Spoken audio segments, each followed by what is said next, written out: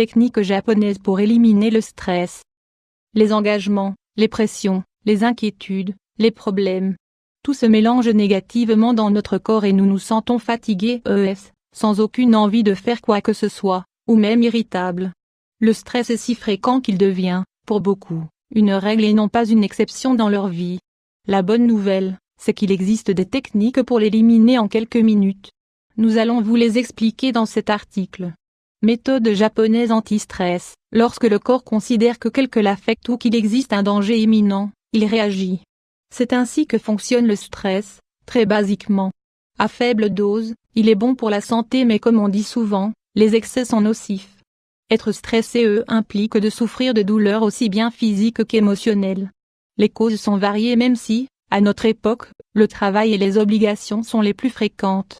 Pour réduire le stress et ses conséquences sur le corps, on peut jouir d'une technique japonaise très efficace que l'on peut pratiquer à tout moment de la journée.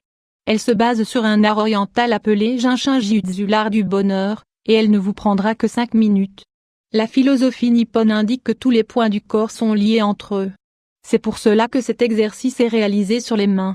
N'oubliez pas de lire, selon une étude, le stress est plus dangereux chez les femmes de moins de 50 ans. L'idée est la suivante, chaque doigt est connecté à un ou plusieurs organes ou émotions. Il faut donc seulement travailler sur celui qui peut envoyer un message énergétique à la zone affectée. C'est très simple, exercez une pression pendant 3 minutes sur la pointe du ou des doigts qui sont liés à votre problème ou au sentiment que vous ressentez. Commencez par la main droite et ensuite, répétez avec la gauche. Par exemple, si le majeur est celui qui peut vous aider, entourez-le avec le poing fermé de l'autre main et serrez le plus fort que vous pouvez, sans vous faire mal. Comment savoir quel doigt est connecté à tel organe ou à telle émotion? Nous vous donnons tous les détails ici, le pouce. Les organes impliqués sont l'estomac et la rate. Les émotions sont l'anxiété, la dépression et l'inquiétude. Concernant les symptômes, il s'agit de maux de tête et abdominaux, de nervosité et de problèmes de peau. L'index, les reins et la vessie sont les organes affectés. La peur et la confusion en sont les émotions. Si vous ressentez des douleurs musculaires ou des problèmes dans le système digestif, vous devez appuyer sur ce doigt.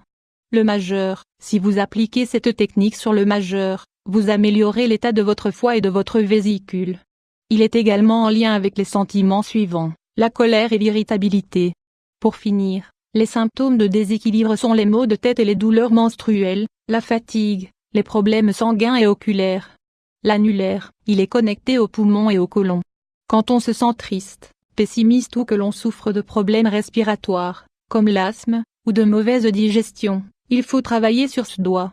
L'auriculaire, il est lié au cœur et à l'intestin grêle. Serrez sur ce doigt si vous avez des problèmes osseux ou si vous ressentez de la fatigue et de la mauvaise humeur.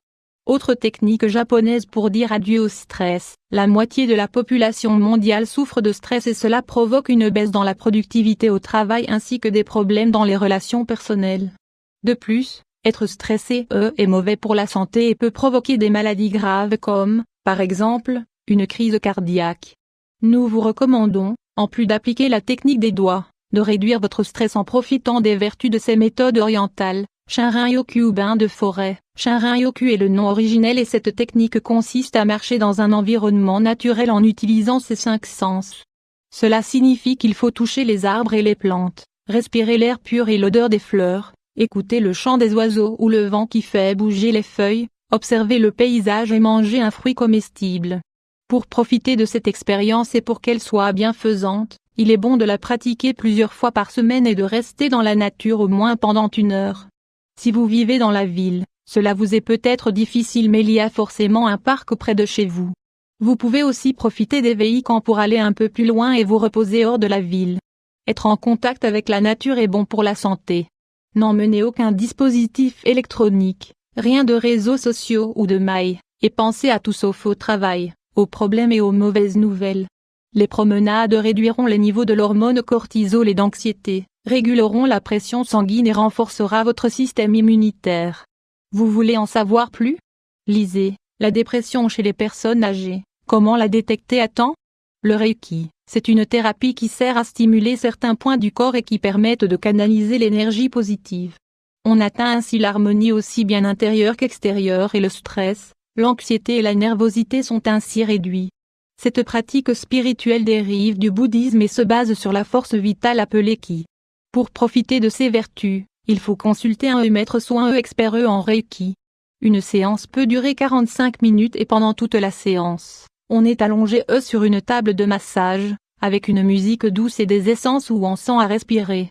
L'expert met ses mains près des chakras pour que l'énergie soit plus fluide.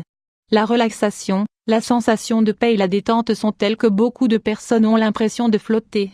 Nous vous conseillons de faire une séance par semaine ou à chaque fois qu'on vous l'indique pour continuer le traitement anti-stress. Il existe bien sûr d'autres techniques pour éliminer le stress. Il y a par exemple le yoga, la méditation ou même l'aïkido, un art martial qui mène à la sérénité mentale et qui rejette la violence.